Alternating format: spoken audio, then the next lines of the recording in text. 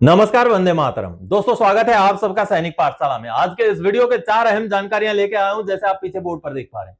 दोस्तों, स्पर्श ने जनवरी, फरवरी, मार्च, अप्रैल का 4 महीने का डीआर का एरियर भुगतान करना शुरू कर दिया है। जैसे मैंने आपको बोला था 10 तारीख तक भुगतान हो जाएगा, हूबहू वही हुआ। और दोस्तों, आपके खाते में क्या एरियर आ गया, कितना आया, सही आया या गलत आया, यह आगे आपको समझाऊंगा कैसे चेक करना है। इसके साथ ही साथ अब ये तय हो गया है कि मई का महीने का पेंशन हमारा बढ़ा हुआ आएगा, उसका भी चार्ट देखेंगे। चलिए, इसके साथ ही साथ 18 महीने के दौरान जो कोरोना काल में हमारा डीएडीआर फ्रीज हुआ था, इसका कुछ पेंशनर्स को डबल घाटा हुआ था। अब उनमें से बहुत सारे पेंशनर्स को तो मिल चुका है, लेकिन कुछ को अभी भी मिलना बचा हुआ है। इसी से जुड़ा हुआ पीएओआर ने एक लेटर जारी किया है, पेंशनर को बोला है कि अगले महीने हम आपको बढ़ा हुआ डीएडीआर के हिसाब से भुगतान करेंगे। इसके बारे में भी आगे जानेंगे, लेटर भी आपको दिखाऊंगा। इसके साथ ही साथ दोस्तों, आर्मी के लिए अलग से, नेवी के लिए अलग से और एयरफोर्स के लिए अलग से हेल्पलाइन नंबर जारी किए गए हैं।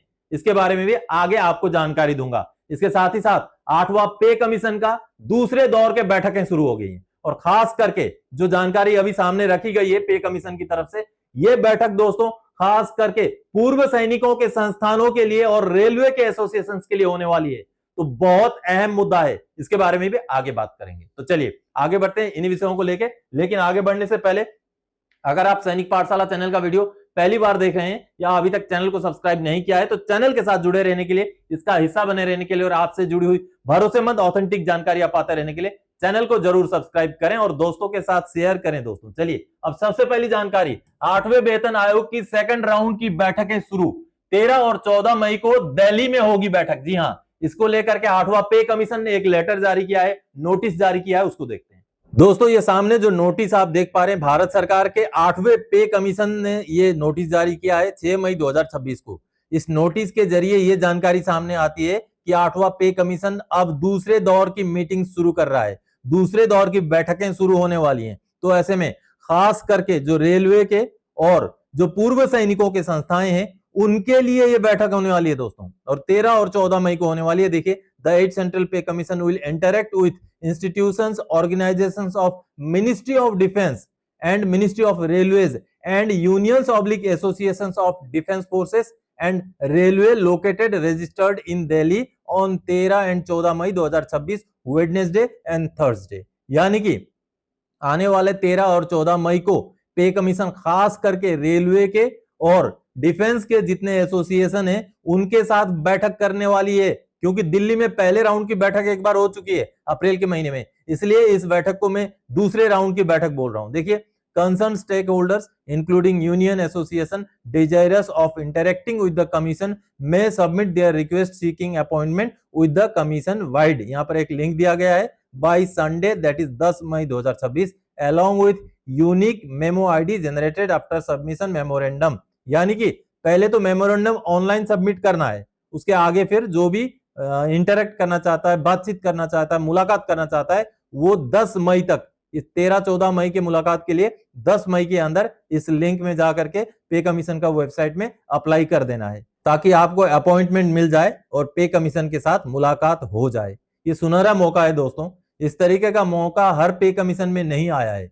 ये ऐसा मौका है जिसमें हम अपनी सभी डिमांड, सभी प्रपोजल्स पे कमीशन के सामने रख सकते हैं। ये बहुत ही अच्छा एक तरीका अपनाया गया है, जिसमें जितने भी हमारी संस्थाएं हैं, वो पे कमीशन के साथ मुलाकात करके फेस टू फेस उनके साथ अपने मुद्दे सामने रख सकते हैं। तो आप सबने देखा दोस्तों, ये अहम बैठक है, क्योंकि इस बैठक में पूर्व सैनिकों के संस्थानों को और रेलवे के एसोसिएशन को बुलाया गया है, जो कि सबसे अहम रोल अदा करते हैं 8वें पे कमीशन में। तो अहम बैठक आगे अब 13 और 14 मई को होने जा रही है। चलिए अगली जानकारी दोस्तों, 4 महीने का डीआर का एरियर स्पर्श से खाते में आना शुरू हो गया। देखें आपको कितना मिलेगा एरियर। जी हां दोस्तों, जनवरी, फरवरी, मार्च, अप्रैल का एरियर खाते में आना शुरू हो गया है।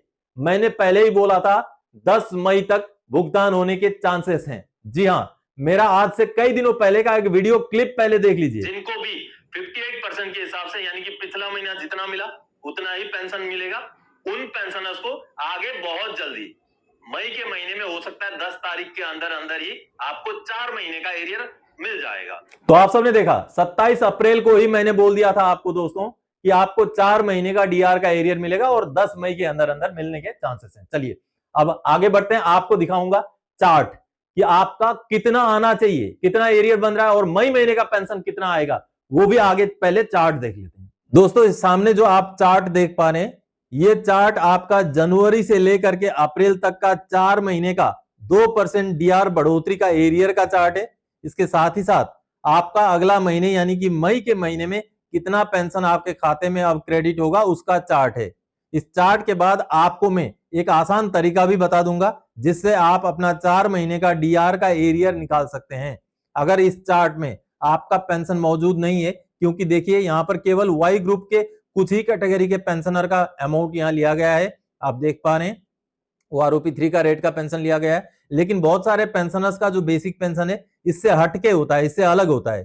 तो ऐसे में उन्होंने 4 महीने का एरियर कैसे निकालना है वो आगे में शॉर्ट करके, बिल्कुल ही शॉर्ट फॉर्मूले में आपको आगे बोर्ड में भी कैलकुलेशन करके समझा दूंगा। तो देखिए यहां मैं आपको एग्जांपल के तौर पे एक रैंक का बता देता हूं। मान लीजिए एक हवलदार 24 साल लेंथ ऑफ सर्विस के हवलदार हैं, जिनको कोई एसीपी एमएससीपी नहीं मिला हुआ है, जिनका आज के डेट में बेसिक पेंशन 24,763 रुपए है। अगर उनको कोई डिसेबिलिटी एलिमेंट वगैरह नहीं मिल रहा है तो उनका बेसिक पेंशन और डीआर मिलाकर के अप्रैल के महीने में उनको 39,126 रुपए का जो है पेंशन क्रेडिट हुआ है। अगर उनका कम्यूटेशन कटता है तो वो माइनस करना पड़ेगा, एफएमए मिलता है तो 1,000 जोड़ना पड़ेगा। तो ये हुआ है। तो अगले महीने अब मई के महीने में पेंशन बढ़ करके 39,126 से 39,621 रुपए आया करेगा, क्योंकि डीआर अब 58% से 60% हो गया है। और इन पेंशनर को दोस्तों कितना एरियर मिलेगा 4 महीने का? जनवरी फरवरी मार्च अप्रैल का 1,981 रुपए। अगर वहीं इन्हीं पेंशनर का 24 साल लेंथ ऑफ सर्विस वाले एक हवलदार जो कि 2006 से पहले के रिटायरी हैं या जिनको एमएससीपी न्याय सुधार नहीं मिला हुआ है, उनका अगर फैमिली पेंशनर की बात करें तो ordinary family pension normal rate में पेंशन उनको 14,858 बेसिक मिलता है।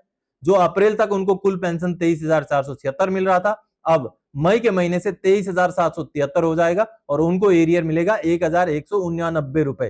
तो देखिए आपका जहां पर भी आंकड़ा है, जहां पर भी अमाउंट है, वहां पर इस वीडियो को पॉज करके आप समझ सकते हैं, या इससे भी आसान एक तरीका मैं आपको समझा दूंगा। जिनका भी पेंशन का अमाउंट इस चार्ट में मौजूद नहीं है वो अपना 4 महीने का एरियर का कैलकुलेशन बड़े आसानी से कर पाएंगे। चलिए अब आपको एक कैलकुलेशन समझाता हूं कि आपने शॉर्ट में, बिल्कुल शॉर्ट में किस तरीके से इसको जो 4 महीने का एरियर है उसको कैसे निकालना है। चलिए अब ये जो आप देख रहे हैं, ये देख रहे हैं मैंने एक किसी का पेंशन लिया है। बेसिक पेंशन मैंने 24,763 लिया है, जो एक हवलदार रैंक के 24 साल लेंथ ऑफ सर्विस के पेंशनर का होता है। तो अगर आपको केवल बेसिक पेंशन ही मिलता है, डिसेबिलिटी वगैरह नहीं है, तो आपने क्या करना है 24,763 इंटू 0.08 ये अगर कर देंगे तो आपको 4 महीने का डीआर का एरियर मिल जाएगा और ये बन रहा है 1981। हूबहू यही अमाउंट होगा 1981, हूबहू यही अमाउंट होगा।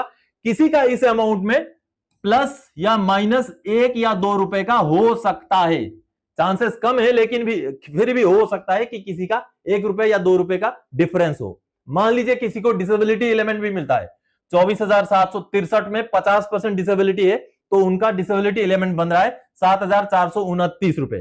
तो ये दोनों को आप जोड़ेंगे तो 32,192 रुपए बनता है। अब 32,192 रुपए में 32,192 रुपए इंटू 0.08 कर देंगे तो उनका एरियर मिल जाएगा दोस्तों 2,576 रुपए।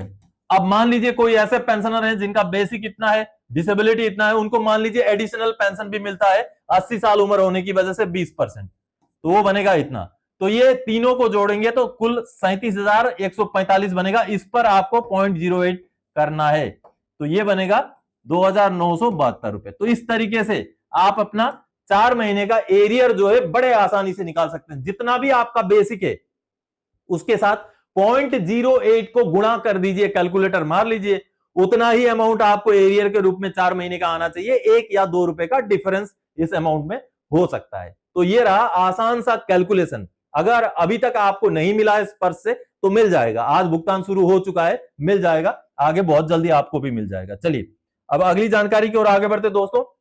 Good news, army navy air force के लिए अलग अलग हेल्पलाइन नंबर जारी किए गए हैं। जी हाँ, एक हेल्पलाइन नंबर का लिस्ट आपको दिखाता हूं जो आपके काम आ सकता है। चलिए देखते हैं दोस्तों, ये आर्मी, नेवी, एयरफोर्स के लिए हेल्पलाइन डिटेल्स जारी किए गए हैं, जिसमें हेल्पलाइन नंबर है, फौजी नंबर भी है, व्हाट्सएप नंबर भी है, वेबसाइट का लिंक भी है, ईमेल आईडी भी है। आप देख पा रहे हैं। सबसे पहले तो directorate of Indian army veterans, यानी कि ये फौज वालों के लिए, आर्मी वालों के लिए, चाहे आप फैमिली पेंशनर हैं, चाहे आप सर्विस पेंशनर हैं, आपको अगर DIAV का अगर मदद चाहिए तो ये आप ये वाला वीडियो का स्क्रीनशॉट लेकर के ये डिटेल्स, ये जो भी कॉन्टेक्ट डिटेल्स हैं, इनको रख सकते हैं। आप देख पा रहे हैं, इनमें से कोई भी अगर आपको मदद चाहिए तो आप ये वाला डिटेल्स नोट करके रख लीजिए, या इसी वीडियो में ये जो आपको दिखाई दे रहा है इसका स्क्रीनशॉट लेकर के फोटो बना के रख लीजिए। ये तो रहा आर्मी वाला। अब आगे चलते हैं एयरफोर्स वाला। ये देखिए, directorate of Indian air force veterans, ये देखिए, ये उनके कॉन्टेक्ट डिटेल्स हैं, जिनमें आपको ऑफिस के नंबर भी मिल जाएंगे, जिनमें आपको व्हाट्सएप नंबर भी मिल जाएंगे, और आपको उनका ईमेल आईडी भी मिल जाएगा। सब कुछ यहाँ पर डिटेल्स में आपको कॉन्टेक्ट डिटेल्स मिल रहा है। अब चलते हैं नेवी वालों के लिए। ये देखिए, ये रहा नेवी वालों का directorate of Indian naval veterans का कॉन्टेक्ट डिटेल्स, जिसमें सारा डिटेल्स जो है आप देख पा रहे हैं।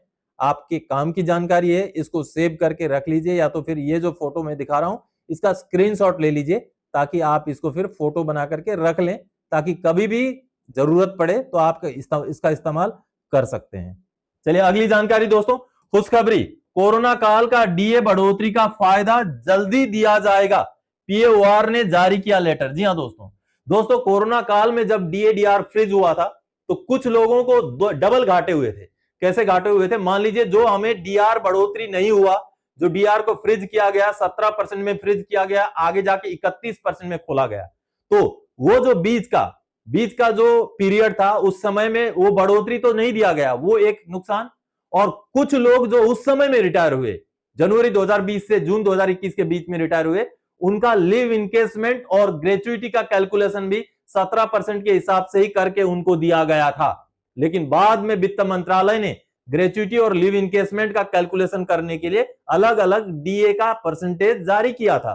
तो ऐसे में उनमें से बहुत सारों को अभी तक नहीं मिला है, क्योंकि दोस्तों ग्रेचुइटी का जब कैलकुलेशन होता है तो उसमें उस समय का, रिटायरमेंट के समय का DA का परसेंटेज भी लिया जाता है, और लीव इनकेसमेंट में भी ऐसे ही DA का परसेंटेज लेकर कैलकुलेशन किया जाता है। तो जिनको 17% के हिसाब से दिया गया, उनका आगे 21, 24 या 28% के हिसाब से मिलना था। बहुत सारों को मिल गया ऑटोमेटिकली, खास करके ग्रेचुइटी तो मिल चुका है, लेकिन लिव इनकेसमेंट के केस अभी भी क्लियर नहीं हुए हैं। आप भी अगर कोरोना काल के रिटायरी हैं तो चेक कीजिए, क्या आपको रिटायरमेंट आ जाने के बाद वो बढ़ा हुआ DA परसेंटेज के हिसाब से एरियर मिला या नहीं मिला। चलिए एक लेटर दिखाता हूं दोस्तों। ये सामने जो आप लेटर देख पा रहे हैं PAOR का लेटर है, और ये लेटर 7 मई 2026 का लेटर है दोस्तों, देखिए। और ये लेटर एक पेंशनर को एड्रेस किया गया है, जिसमें कोरोना काल में फ्रीज किए गए DA के फायदे के बारे में जानकारी दी गई है। जी हाँ दोस्तों, अब जब ग्रीवेंस डाला गया तब जाकर के PAOR क्या बोल रहा है पेंशनर को, with reference to your grievance registration number cited above, it is intimated that the payment of DA difference of encashment final, यानी कि ये लीव इनकेसमेंट की बात हो रही है, for 222 days at the rate 24% DA is under process। देख लीजिए, कब कोरोना काल में रिटायर हो गए थे, अपने आप ही कैलकुलेशन होकर के आना चाहिए था, लेकिन जब तक इन्होंने ग्रीवेंस नहीं डाला तब तक उनको 17% के हिसाब से ही मिला हुआ है। अब जैसे ग्रीवेंस डाला, अब इन्होंने बोला कि 24% के हिसाब से हम जो है कैलकुलेशन कर रहे हैं, अंडर प्रोसेस में है। Arrear amount will be credited to your bank account after generation of tender memo by the system in ensuing month. आने वाले महीने में आपको इसका एरियर का भुगतान हम जमा कर देंगे जब टेंडर मेमो निकल जाएगा। टेंडर मेमो मतलब एक कैलकुलेशन होता है जिसमें आपका PAOR द्वारा पेमेंट का कैलकुलेशन किया जाता है। तो वो टेंडर मेमो जैसे ही जनरेट हो जाएगा, आपका अगले महीने में, आने वाले महीने में जो है पेमेंट कर दिया जाएगा ये एरियर का। तो ऐसी जानकारी दी गई। साथ ही साथ उनका जो लीव इनकेसमेंट के पूरे 25 दिन के कमी की भी बात थी, उसके बारे में भी यहाँ लिखा गया है। लेकिन मूल मुद्दा है दोस्तों कि बहुत सारे पेंशनर्स आज भी हैं जो कोरोना काल के अगर रिटायरी हैं और उनको अगर लीव इनकेसमेंट का बढ़े हुए रेट में कैलकुलेशन होकर के एरियर नहीं मिला, या ग्रेचुइटी का बढ़े हुए रेट में कैलकुलेशन होकर के एरियर नहीं मिला, तो उनको CP ग्राम्स में ग्रीवेंस डालना चाहिए, उनको यह पैसा मिल सकता है दोस्तों। आज के डेट में भी ऐसे पेंशनर बचे हुए हैं, इस लेटर से वही प्रमाणित होता है। तो ऐसे में आप भी कोरोना काल के रिटायरी हैं या कोई कोरोना काल के रिटायरी को आप जानते हैं तो उनके नॉलेज में भी ये जो इंफॉर्मेशन है जरूर डालिएगा। तो दोस्तों आज के इस वीडियो में इन्हीं जानकारियों के साथ आया था। आने वाले समय में और कोई जानकारीदायक आपसे सरोकार रखने वाला विषय लेके मैं फिर से हाजिर हो जाऊंगा। तब तक के लिए जय हिंद दोस्तों।